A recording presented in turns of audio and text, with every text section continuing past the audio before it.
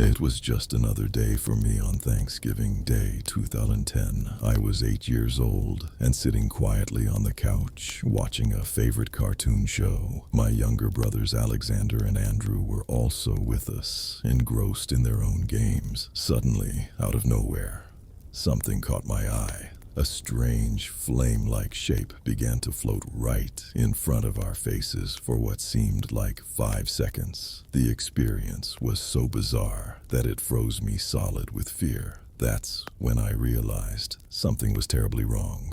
My brothers' voices grew louder and more urgent from behind us. "Mom! Dad!"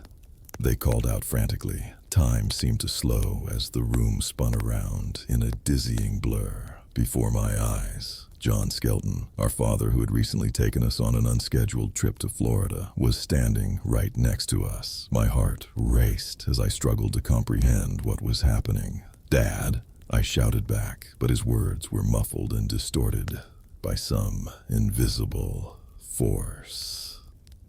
The boy's cries became distant as John turned around, with a strange look of triumph on his face. My hands trembled uncontrollably as he pointed at us and laughed cruelly. "Mom!"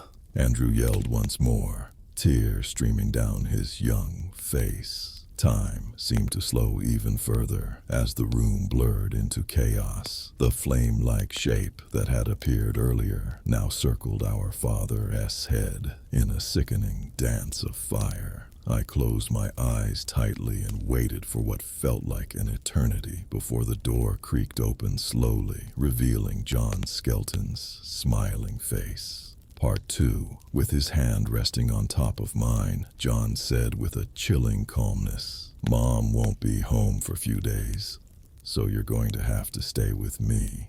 My brothers' faces fell even more as we exchanged terrified glances. The way he spoke was convincing enough to make the truth seem distant and far from reality.